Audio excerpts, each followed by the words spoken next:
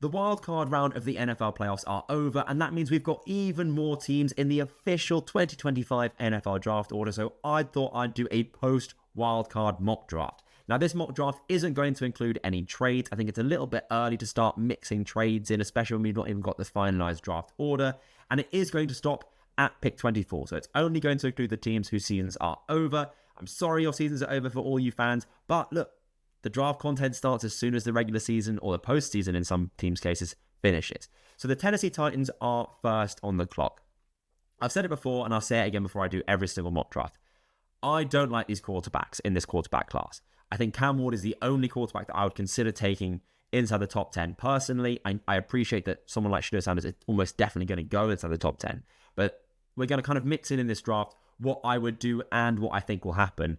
I think here the Titans are definitely going to go for a quarterback. I do think it is worth mentioning, though, that there is going to be a new general manager who will have some more job security. So it's not guaranteed. I don't think that the Titans take a quarterback, but I think it is definitely very likely. And I think that is going to be the case here. And, 9 times out of 10, basically, the Titans are going to take a quarterback. And for me, that's going to have to be Miami's Cam Ward. He's the best quarterback in this class by a country mile, I think. He's the only quarterback that, like I said, I feel comfortable taking inside the top 10. Even the first overall pick is a bit rich, but it's a quarterback-driven league. It's a position of value. There is no bigger impact to an NFL team than upgrading a quarterback, and Cam Ward would be an upgrade to Will Levis, definitely. And I think Cam Ward, the reason why I have Cam Ward ranked so highly is because, well, by highly I mean the 8th overall player, because he's a playmaker. He's got a live arm, definitely NFL level. He can make a big play. He's third in big-time throws in college football. Big-time throw is a tight window throw deep down the field. He's got a really unique play style, very relaxed in the pocket. If you watch him play, it's almost like his controller is turned off in Madden. But he can kind of snap from a passer to a runner and vice versa immediately. Like you'll see him, he'll drop his eyes, start to run, and then will quickly have his eyes back up and throw a pass. Like he's a playmaker, which is what I want personally from a quarterback. And I also love it when quarterbacks have the physical traits to be a really high-level quarterback like a Josh Allen, like a Lamar Jackson. Those kind of either being an elite rusher or having elite arm strength is essentially what I like in quarterbacks. Now, the Browns at 2. They obviously also need a quarterback. Jameis does offer you high highs. If by also offering you low lows, that's okay. But if I'm the Browns here and Cam Ward is gone, I am not taking Shedeur Sanders. And even if this were to happen in the draft, I don't think they'll take Shedeur Sanders, purely because this roster is not in a position where it can succeed if you put a quarterback like Shedeur Sanders in there. And I'll talk more about Sanders when he goes. But the Browns' offensive line is not good. The 2 offensive tackles have taken a big step back this year in Jedrick Wills, who is likely going to be a free agent, and DeJuan Jones. They've allowed the third highest pressure rate, in the league at 25.3%, which is really high. And if you don't have essentially like a sacrificial lamb, like a Jacoby Brissett was this year, or like I want Jameis to be next year, or an elite quarterback who can either get the ball out really quickly or offset the offensive line woes by being a elite athlete himself, then you're screwed, really. I don't like the wide receivers that much either. I know there's been some injuries and then they weren't exactly down to their strongest guys by the end, but for me, this comes down to 2 players.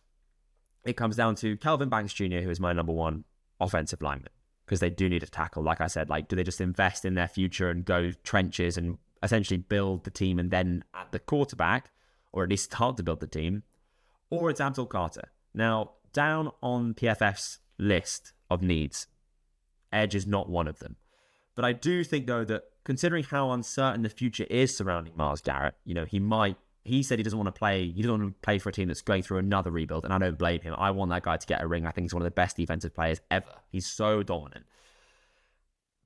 You might be needing a Myles Garrett replacement, is what I'm trying to get at. And I think Abdul Carter is the player in this draft class who has the highest ceiling. He's not at that point yet. A lot of people are going to compare him to a Micah Parsons because he wears 11, plays for Penn State, was an off-ball linebacker, converted to edge. There's a lot of similarities there, don't get me wrong.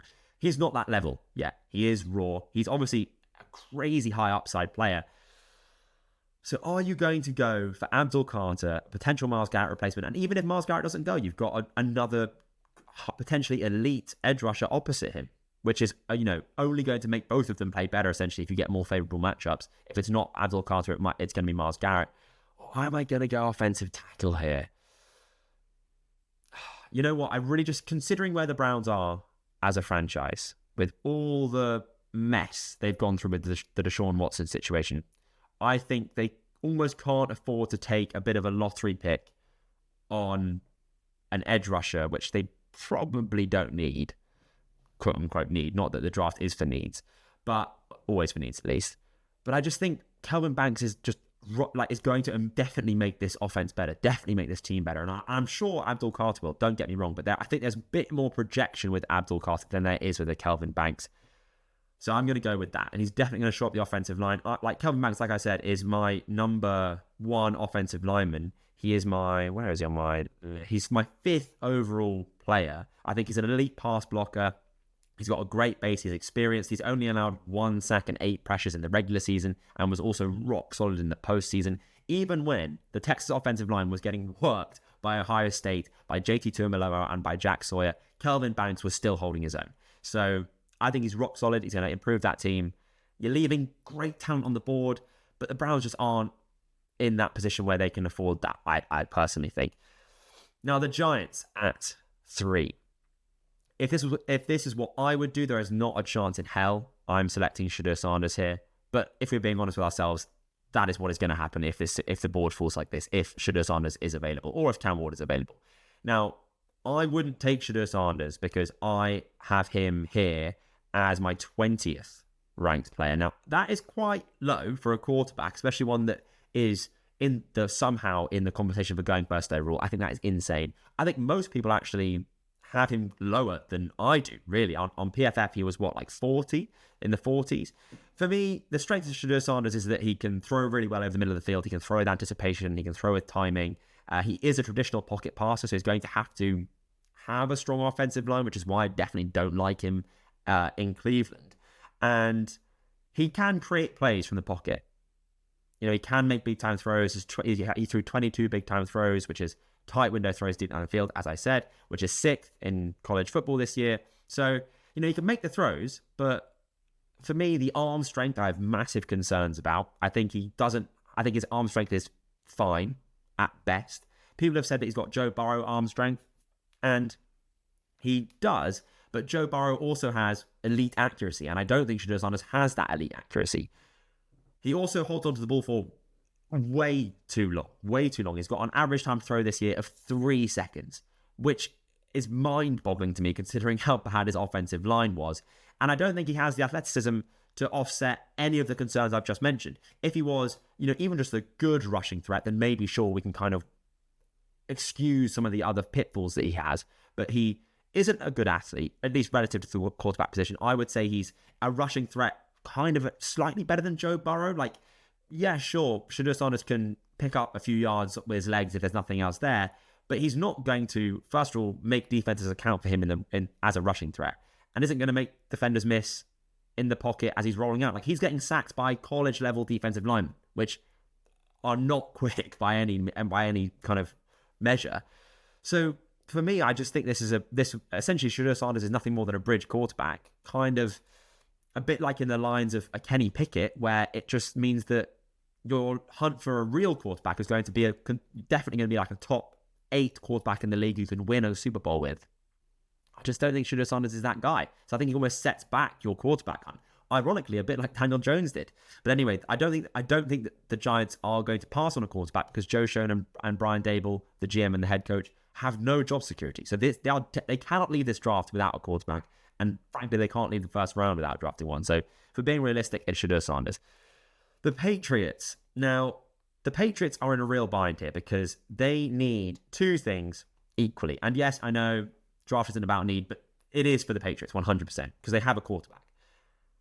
Now, for wide receiver, their starting quarterbacks this year have been Kendrick Bourne, Kayshon Boutte, who, by the way, was the only Patriots wide receiver to have a single 100-yard game, and that one game was against the Bills' backups in Week 18, and Demario Douglas, who I like, but he's a wide receiver 3, right?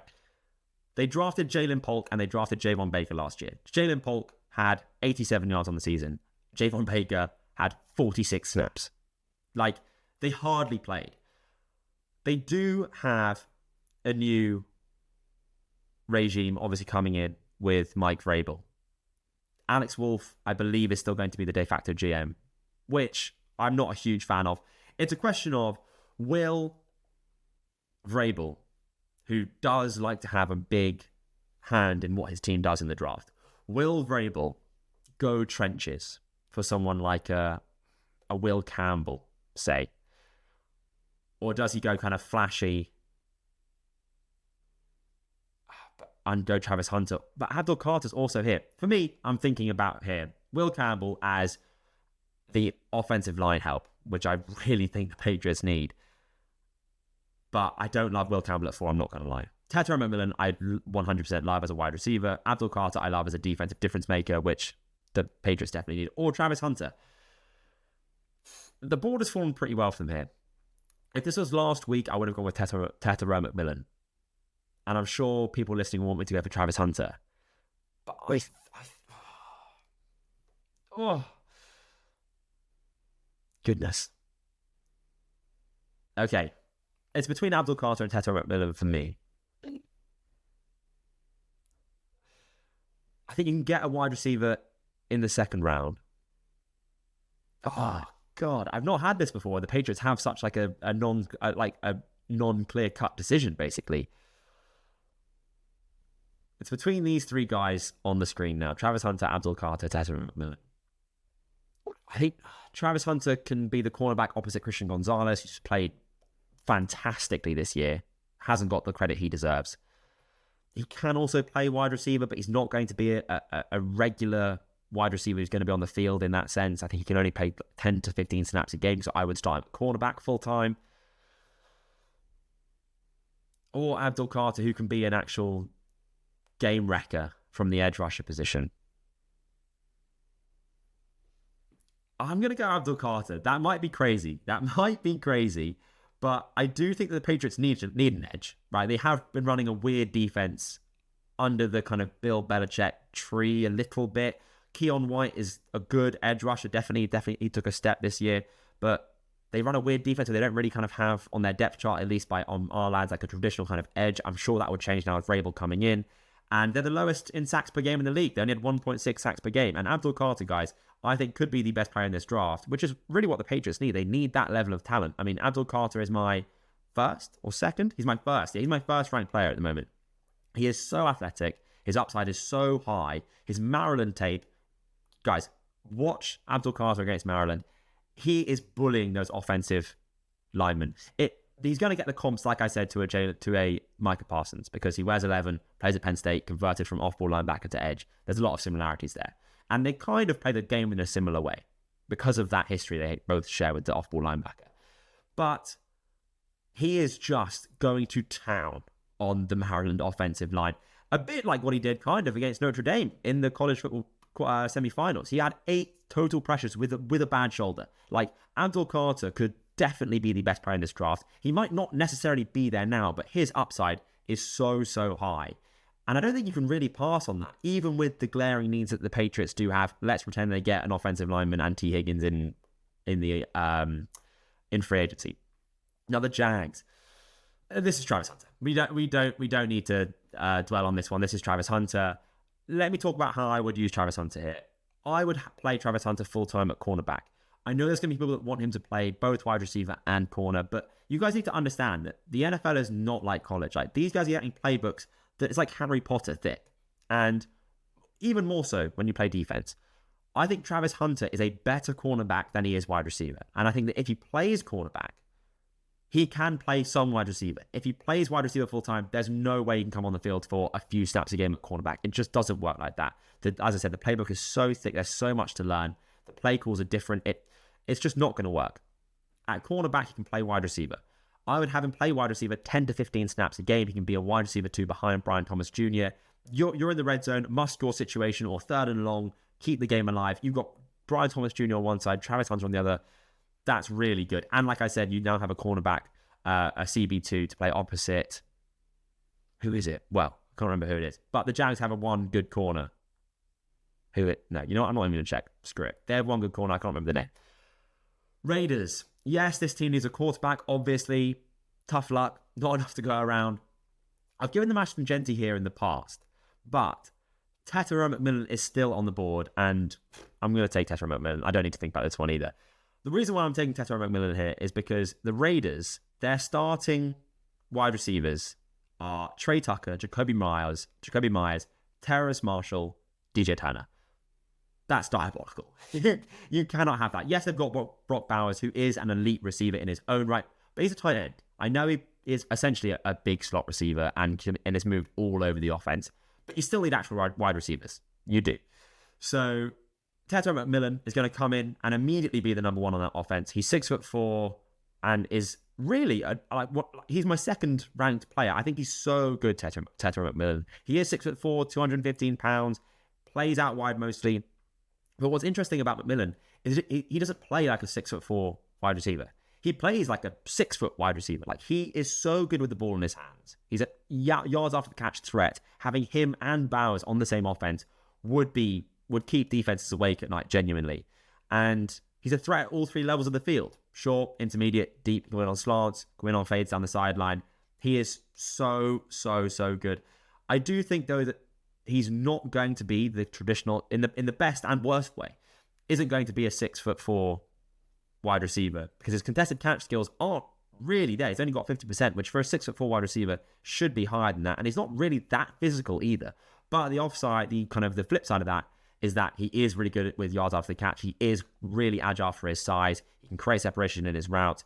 I kind of compare him to like a Nico Collins, Drake London, that level of receiver, and look how well they've played. Well, Nico Collins last year and Drake London has emerged this year. I love Drake London. So get this man in the NFL and get him running deep crosses. Easy. Jets. Again, quarterback. Quite a lot of teams need a quarterback now. Aaron Rodgers, likely gone. Devontae Adams, likely gone. I would have taken Tetairoa McMillan for the Jets if he was still on the board, because I think you need to give Myles Garrett. You need to give Garrett Williams. No. Garrett Williams? Why am I blanking on this guy's name? Garrett Williams. That doesn't sound right. What the hell? Who am I thinking of when I say Garrett Williams? Am I all right? Garrett Wilson. Jeez Louise. Oh my God. Okay, that was a... I'll pretend that didn't happen. Garrett Wilson.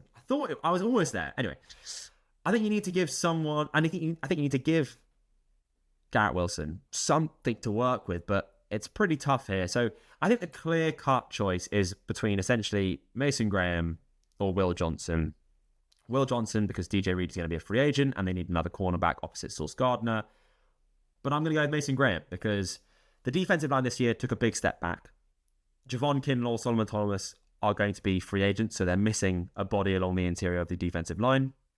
And without Jermaine Johnson, the defensive line did really struggle. Now, obviously, Jermaine Johnson's coming back from the injury, but nevertheless, to bolster it with the return of Jermaine Johnson and then Mason Graham, who paired with Quinnen Williams, is going to be the best 1A and the best pairing, essentially, of interior defensive linemen in the league. That is a great defensive line. Yeah, you've got an issue at quarterback, but you've only got one pick in the first round. Panthers, last week, what's crazy is last week I mocked them at Abdul Carter. And I don't think there's a hope in hell he's going to be available at 8, given what's happened here. They need defensive line. I just don't love who's on the board here. I don't love Nick Scouton. I'm way lower on him than PFF. Well, yeah, than PFF are. Jalen Walker's more of a hybrid linebacker, so not really what you need if you need defensive line help. And then Mikael Williams, I'm not taking at 8. He's a bit of a lottery ticket. So I'm going to take Will Johnson. I think the more pressing need is defensive line. But nevertheless, the board here has dictated that we take Will Johnson. He can play opposite JC Horn. He's a really, really good player. Really good player. He's been compared to Patrick Surtain. I think that might be a little bit rich for me, but he's definitely kind of that. In that mold, 6'2", prototypical, modern cornerback build, can play man zone, just rock solid. Really, really good prospect, genuinely. Can't really go wrong. Saints. The Saints are, they need wide receiver. Chris Olave, obviously, hopefully is coming back. They got the speedster Rashid Shaheed. But I'm not taking a wide receiver at 9, I don't think. And then defensive line, I think, is what this team really needs. But again, like I said, I don't love the defensive line here.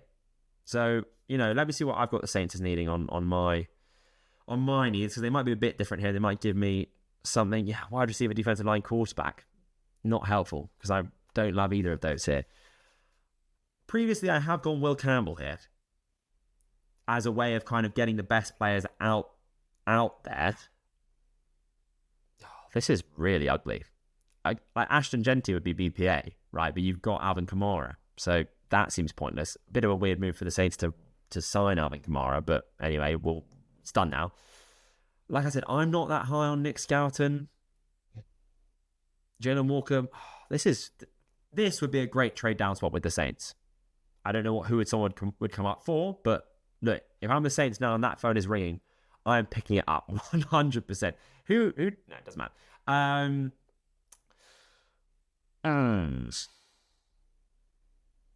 Luther Burden plays like a Chris Olave type, so I think adding 2 of them is just surplus to requirements. Mekleg Booker as well. You know what? Let's go Tyler Warren.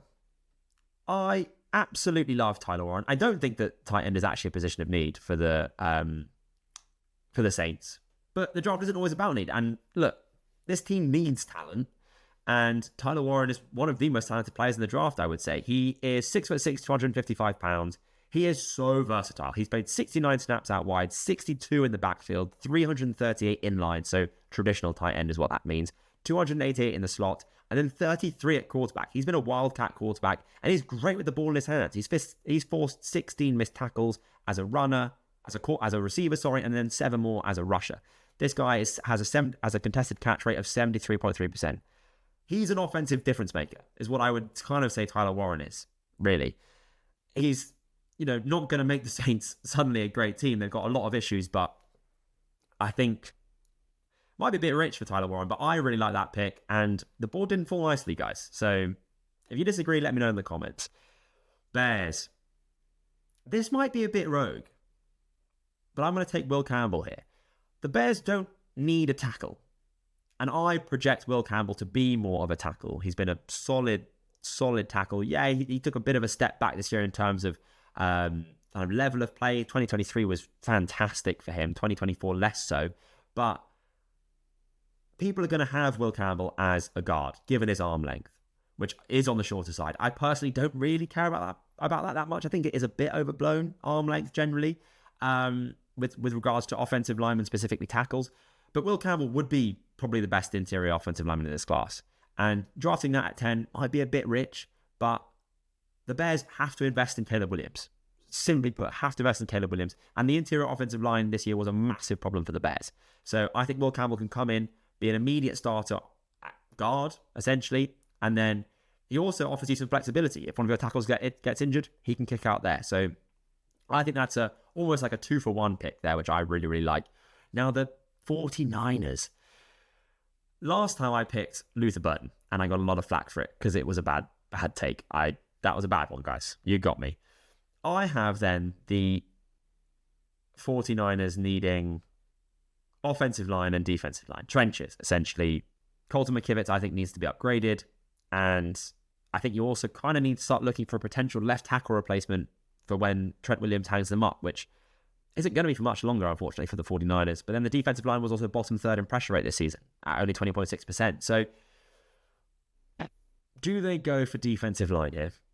Or do they go offensive line? Who's on the board? Yeah, Josh Simmons. All right.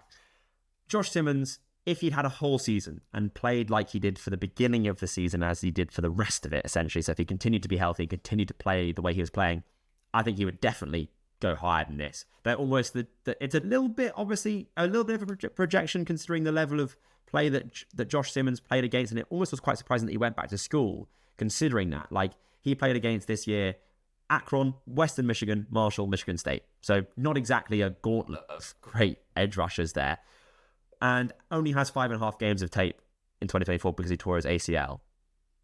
But he is the potential best offensive tackle in this class, really. Depending on where you have Banks and where you have Campbell. He's only allowed one pressure in 158 pass blocking snaps in 2024. He's got good movement skills off the edge, good anchor against power and in the run game. This is what the 49ers need. Is it pretty? No. Is it almost a bit risky? Yeah, but I think if the upside hits and this team is laughing, because they never usually draft this high,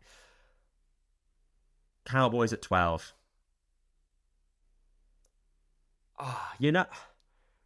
This should be Ashton Genty. This should be Ashton Genty. And I'm definitely considering it because this team needs a good running back. But there's so many good running backs in this class. And their wide receivers are so bad. This was the worst year of Lamb's career, barring his rookie year. And I know he was injured and missed time. I'm not just looking at his total yardage. It was the worst year of his career because he was the only threat on the Cowboys offense. Teams just doubled or bracketed or, whatever, just essentially sent bodies at Lamb. And he couldn't produce because, of course, he can't. There needs to kind of be someone else to be a threat. And Tolbert, Cooks, and Mingo, definitely. Bloody hell, Jonathan Mingo, that's crazy. And Quanted Heaven can't really offer that, frankly. So, do you then go with a Luther Burden as a compliment?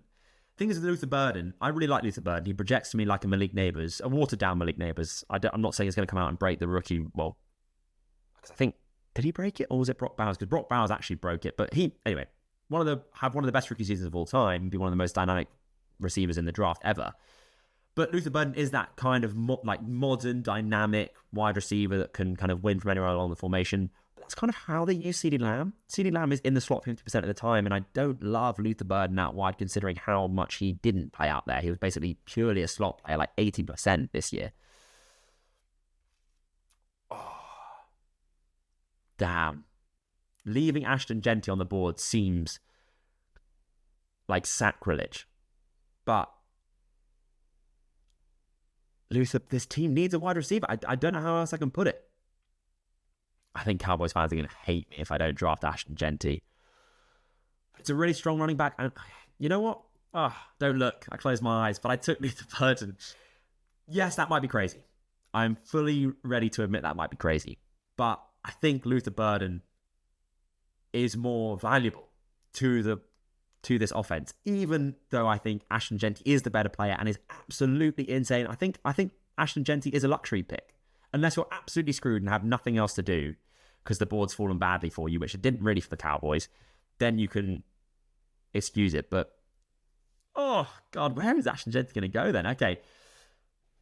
Well, you know where he could go is the Dolphins. You just know Mike McDaniel will be licking his lips at that. But the Dolphins need interior defensive line. They need safety.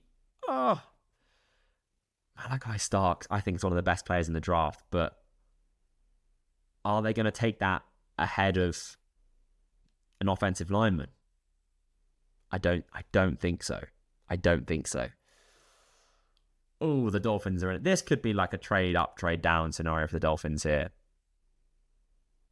They need defensive interior. That's obviously going to be Kenneth Grant from Michigan. The other interior defensive lineman from Michigan. Wow. I've never been stumped with the Dolphins like this before. I think this is going to have to be offensive line, right? Going to have to be. Not interior offensive line, but tackle. Ahmad Membu. He's seriously athletic. Seriously athletic. He is only 6'3". He's a bit on the short side, but this guy... But Ahmad Membu can move the tackle from Missouri. And a lot of you guys wouldn't have probably heard of him because he's not exactly been a big name all season. But he is really, really good. I mean, he's my 19th ranked player, so he wouldn't be who would be like the best player available per se. But all my other offensive tackles have gone. He's really athletic. He's, like I said, super strong. Will toss lighter edge rushers out the club. And he's only 21. So this guy can, continue to develop. 6'3", could he maybe kind of play guard for you as well? Yeah, maybe. Because, that height is going to be a knock against him. He'd be nice in the McDaniels offense with his strengths. Oh, God. This is kind of panning out pretty. I've gone Ahmad Membu. Sorry, Dolphins fans. I can almost hear you guys screaming at that. But that's kind of how your offense runs off with Tua and, the offensive line. And Tyreek Hill is apparently coming back. I would have gone wide receiver if he wasn't going to come back, but I don't know how that's happened, but it seems like he is going to. Colts at 14. Tight end, edge, defensive back is what PFF have them needing. What do I have them needing? Let's see here. Yeah, the exact same thing, unfortunately. Now, they've finally got rid of Gus Bradley, the defensive coordinator, who is absolutely awful. It has really not been what the Colts needed defensively. If Tyler Warren was here, I would have gone Tyler Warren. They don't need a running back. They have Jonathan Taylor. Malachi Starks is so good. Like, you know what? I'm going Malachi Starks here because I'm just going best player available. They don't need any offensive help. They drafted Adonai Mitchell last year. They've got Michael Pittman. Malachi Starks for me is my 10th best player, and the Colts are getting a value there. And depending on who they get in as their new defensive coordinator, Malachi Starks would be amazing. Like I said, I think he's one of the best players in this draft, regardless of position. He's a modern safety. You can align him anywhere. He had 190 snaps in the box, 252 at slot corner, which, by the way, he manned up in the slot against Luther Burden in 2023, which was Luther Burden's best year, and had a great game against him. And he manned up, and he had 385 snaps at free safety. Like, you can move this guy anywhere, and that's really versatile, kind of in the vein of a Kyle Hamilton, or who's the other chess piece that gets moved around a lot on this in the secondary? Was he drafted last year?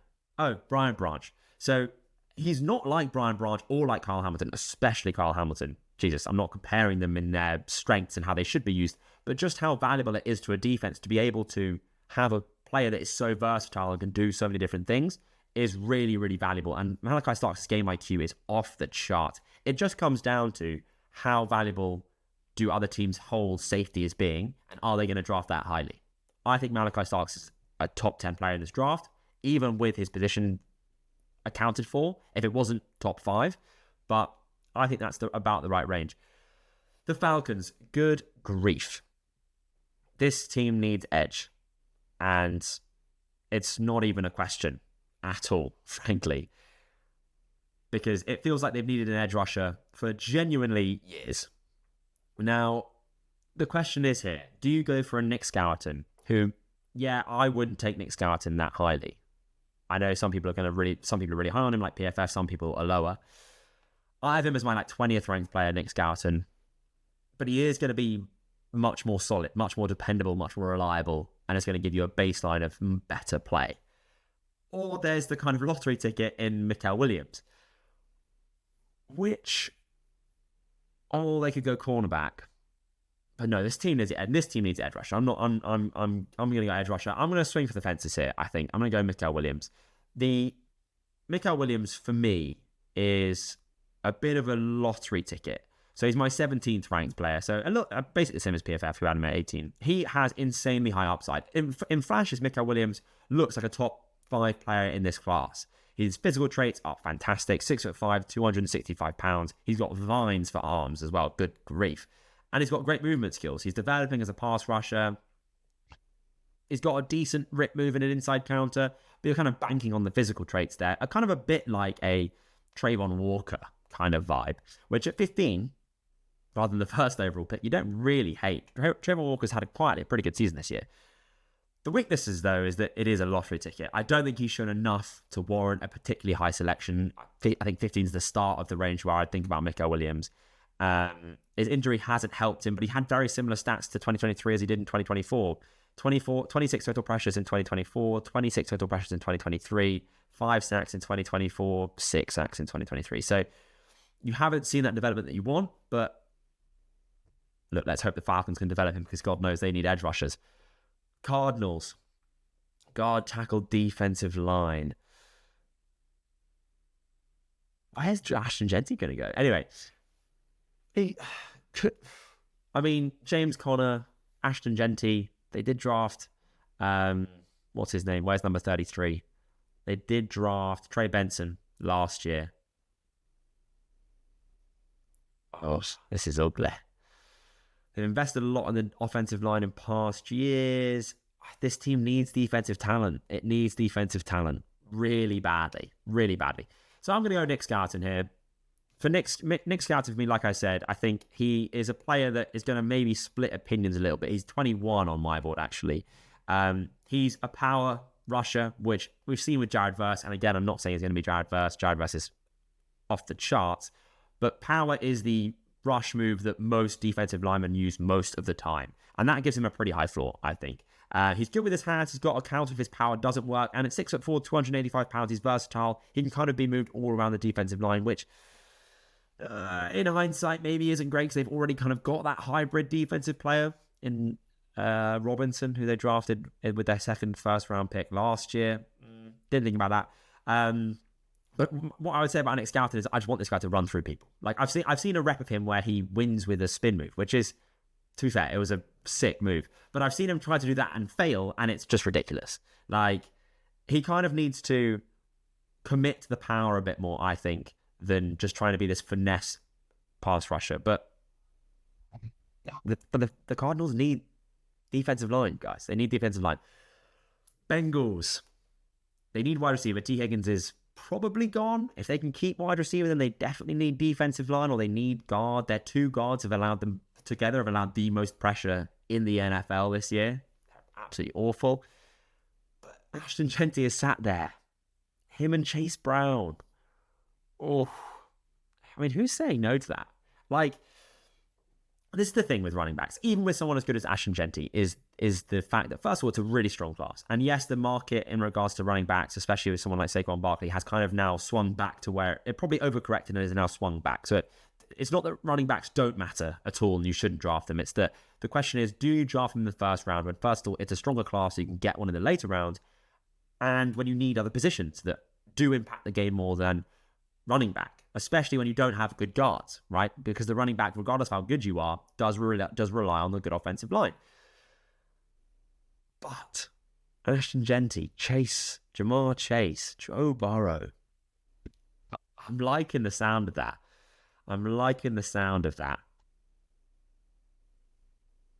Who would I take here, wide receiver wise? Craig Booker, Matthew Golden I like. It all depends on T. Higgins. Let's say in this scenario then, which is what I think is most likely, is that T. Higgins is gone. That's the context here, right? Then it would be silly not to go with a wide receiver. And for me, I'm not that mad about Emeka Buka. I'm thinking out loud here with regards to Ashton Jeanty. I'm really thinking out loud because I know people are going to be hating the fact that he's still on the board, and basically every single team is going to be crying out for him. But like, you know, these teams, apart from the Cowboys, really, like the Dolphins, the Colts, the Falcons, they, one, have more pressing needs, and two, don't actually need an Ashton Jeanty. Like, I know it'd be an upgrade to basically every wide receiver room apart from basically the one with Christian McCaffrey in it when healthy. But this is how the board's falling. So, with the Bengals, let's stick to wide receiver here, I think, because I think we've seen how great this offense can be when it has two wide receivers. Or am I massively missing out on the defensive line here? Could Kenneth Grant be the... I think you can get a defensive lineman in the second here, actually, even as a T. Higgins replacement. I quite like this wide receiver class. I think it is quite deep. It's not that top-heavy like it was last year. Then they need defensive line. Not Jalen Walker, he's a hybrid player. Could that be Kenneth Grant? They've really missed that anchor in the middle. They've got Trey Hendrickson, who's been great off the edge. But then are you going to drop Kenneth Grant over Ashton Jeanty? Oh, I know I'm taking a long time with this pick, guys. I'm sorry. I'm just trying to think out loud and really kind of put myself in the shoes here. I wish I could have like a little pop-up, chat. What would you do?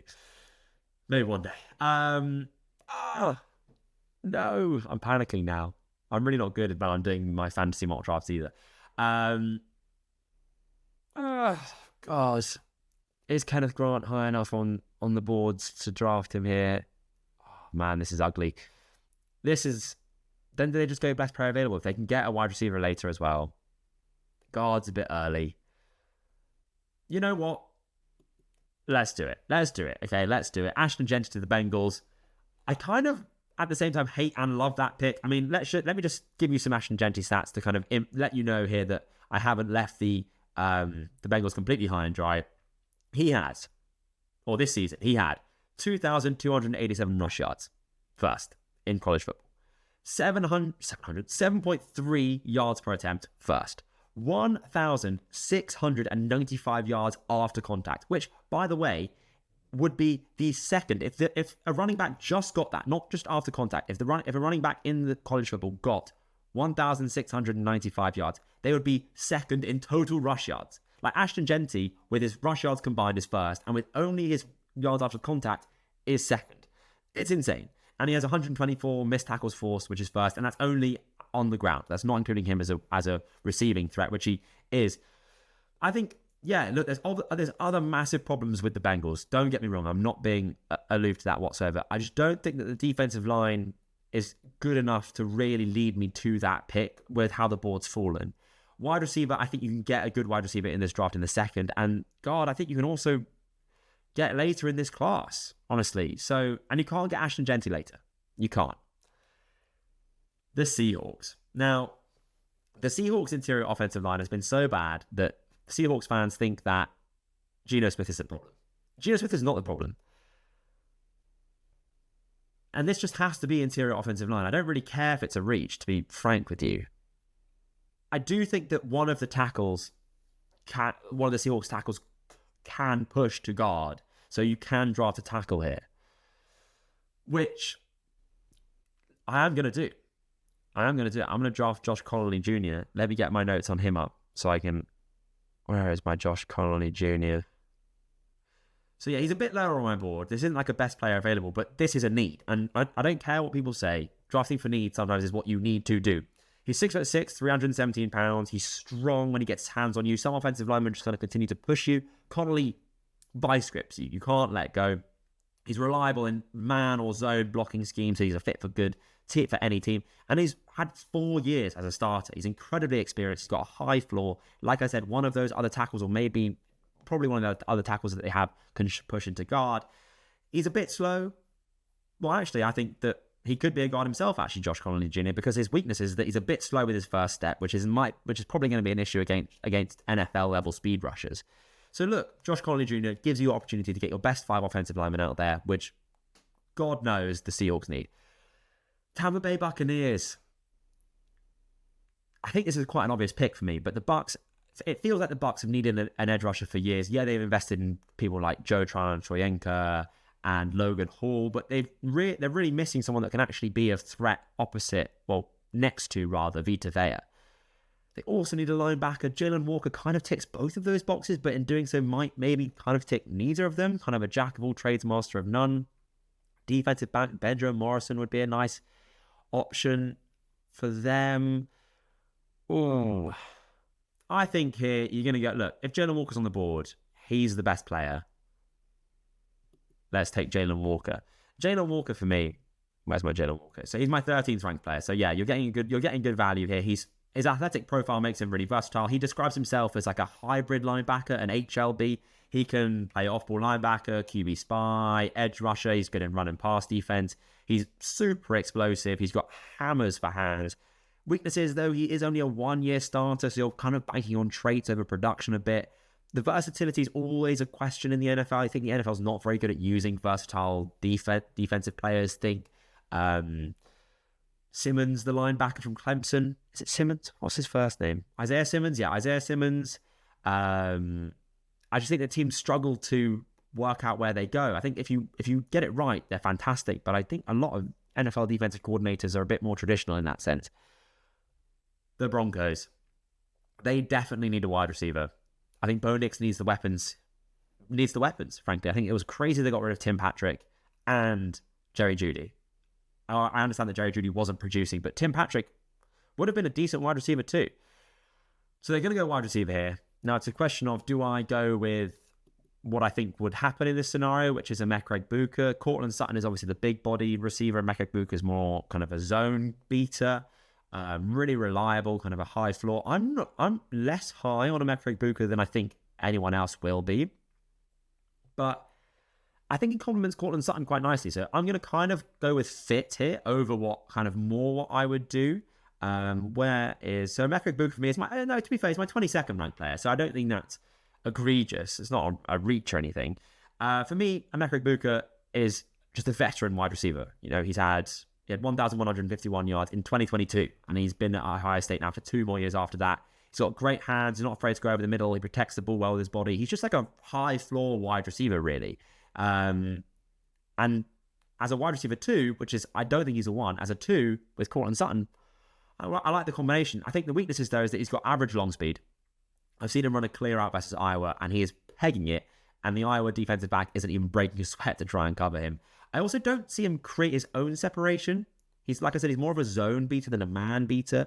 But in Sean Payton's offense, who is one of the best offensive systems at scheming open wide receivers and giving them looks they need, fits really nicely.